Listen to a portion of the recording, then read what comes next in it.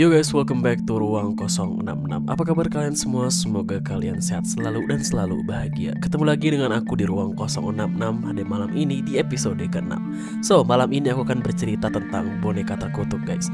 Kalau kita ngebicarain tentang boneka seram, ada banyak boneka di dunia ini yang terkenal dengan kisah menyeramkannya. Kalian pasti udah gak asing dengan Annabelle dan juga Chucky. Tapi, di episode malam ini aku gak bakal ngebahas tentang mereka berdua. Malam ini aku bakal ngebahas tentang cerita boneka pelaut yang mungkin kalian juga udah gak asing sama boneka ini. Hari ini di episode ke-6 di Ruang 066 aku bakal ngebahas cerita dari boneka pelaut Robert the Doll.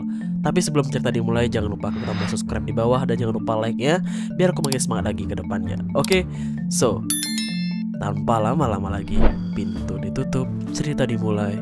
Let's go.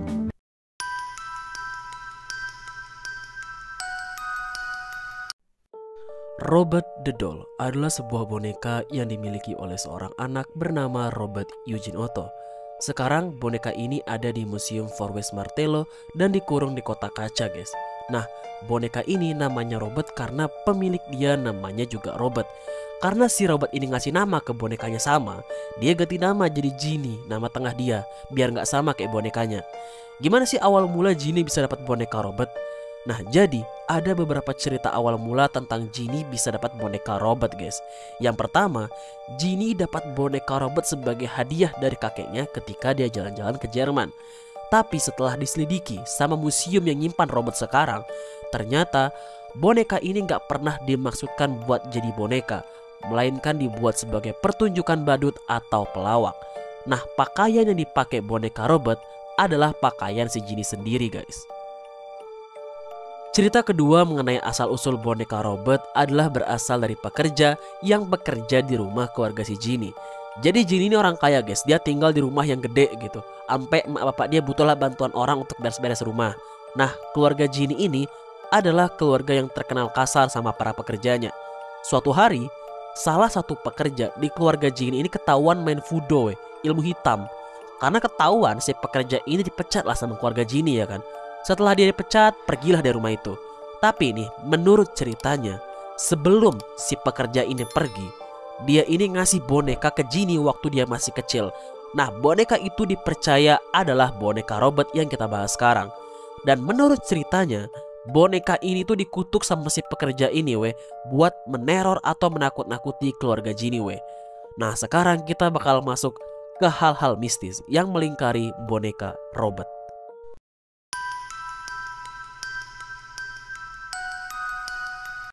Robert sama Ginny ini kayak sahabat lengket kali.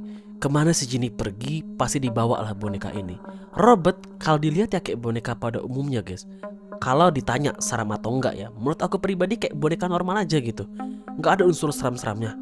Nah, awalnya pertemanan Ginny sama si Robert ini kayak majikan sama mainannya aja gitu guys. Tapi lama-kelamaan kok makin aneh nih pertemanan dua makhluk ini guys. Kejadian mengerikan pertama adalah ketika Ginny masih usia 10 tahun. Masih kecil dia Dia terkejut bukan main pas si Robert ini itu duduk di ujung tempat tidur sambil nengokin si Ginny lagi tidur. Nah, Ginny teriak kencang kali. Emak dia yang lagi tidur aja kebangun gara-gara ngedengar ada orang yang minta tolong. Ginny teriak minta tolong ke emaknya buat bukain pintu kamarnya guys. "Mak, tolong mak," gitu kan. Nah, akhirnya emaknya dengan super power buat ngebuka pintu itu susah kali guys. Gak kebuka-buka juga. Akhirnya setelah beberapa saat kemudian pintu itu berhasil kebuka Pas emaknya masuk, ngelihat si Ginny udah ngeringkuk di atas kasur. Kamar dia berantakan parah Si Robert duduk dia di bawah tempat tidur si Ginny. Ditanya si Ginny kan sama emaknya, "Kenapa kau nak, siapa yang ngelakuin ini?" gitu guys. Nah, Ginny ngejawab, "Robert mak." Awalnya ortu Ginny gak percaya kan, masa boneka bisa berbuat kayak gini. Tapi semakin si Ginny gede, orang tua Ginny mulai sadar guys, kalau hal-hal ganjil yang sering kali terjadi di rumah mereka adalah ulah boneka Robert.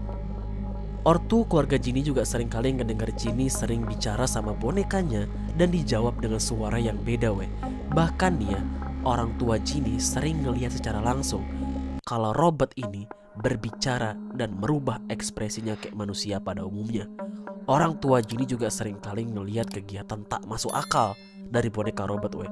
Kayak suara ketawa Robert, Robert yang sering lari naik tangga, Robert yang sering melihat keluar jendela di lantai atas.